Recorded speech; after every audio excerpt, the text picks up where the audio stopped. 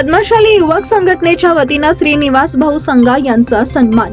सोलापूर येथील पद्मशाली युवक संघटनेच्या वतीने राजमल बोमडॅल मंगल कार्यालयात अखिल भारत पद्मशाली युवजन महासंगमच्या अध्यक्षपदी श्रीनिवास भाऊ संघा यांची निवड झाल्याबद्दल सत्कार समारंभ अत्यंत उत्साही वातावरणात पार पडला।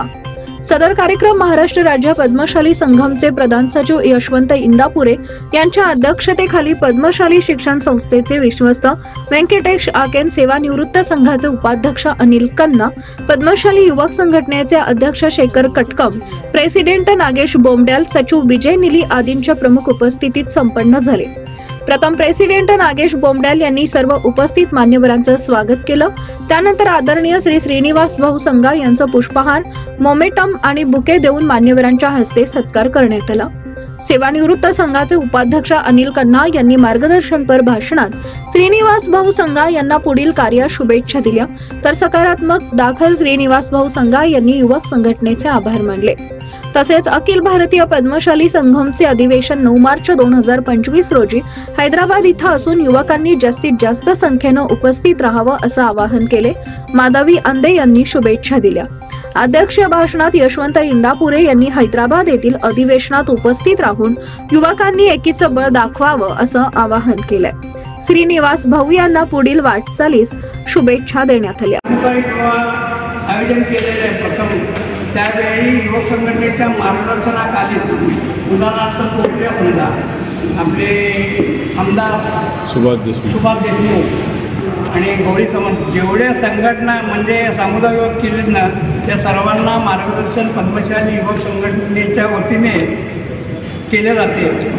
त्याबद्दल आपण या सत्कार उपस्थित राहिल्याबद्दल सर्वांना स्वागत करून युवजन अध्यक्षपद निवड झाल्याबद्दल तुम्ही मला इथं सत्कारला बोलवल्याबद्दल मी आपल्या सर्वांचा आभारी आहे।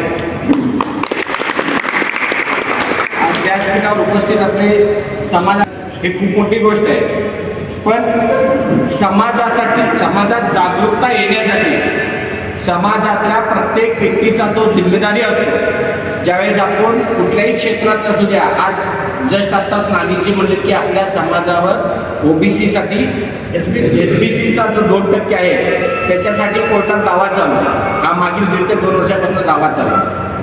पण एखादी व्यक्ती समाजाचा मुद्दा घेऊन उभारलं तर त्याच्यासाठी समाजातला प्रत्येक मनुष्य जोपर्यंत त्याच्यासोबत उभारत नाही तो प्रश्न सुटत नाही, कारण तो प्रश्न समाजातला प्रत्येकाचा असतो। एखाद्याची परिस्थिती चांगली असती त्याला ती गरज नसती, पण ज्याची परिस्थिती खरंच वाईट आहे त्याच्यासाठी समाजातल्या अशा अनेक लोक संघर्ष करून समाजाच्या भवितव्यासाठी लढा देतात। अशा प्रत्येक लोकांसोबत आपण उभारलं पाहिजे। आपण इथं जमलेले प्रत्येक जण आहात, तुम्ही सगळ्यांनी आपल्या आजूबाजूच्या घरातल्या 5-25 लोकांना, आपण जिथं काम करतो तिथं आपल्या समाजातले लोक असतील, आपल्यातला एकमेकांचं द्वेष बाजूला ठेवून राजकारणापुरती मी ह्या गटाचा आहे, मी त्या गटाचा आहे, मी सोम्याचा आहे, मी गोम्याचा आहे, मी दाम्याचा आहे, हे डोक्यात न ठेवता समाज म्हणून ज्यावेळेस तुम्ही निस्वार्थ भावनेने एकत्र येता त्यावेळेस समाजाची प्रगती रोखण्याची हिंमत ताकद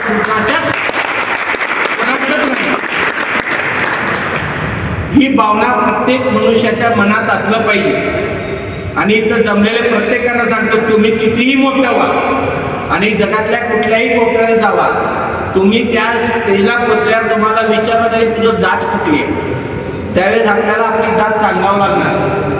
त्यामुळं आपल्या जीवनात सगळ्यात महत्त्वाचं कुठलं असेल तर तो आपली जात आहे, कारण आपली आयडेंटिटी आहे। आपण हिंदू पद्मशाली, प्रत्येक जातीचं नाव घ्यायच्या की हिंदू हा उल्लेख येतोच, आपण सनातनी धर्माचे आहोत।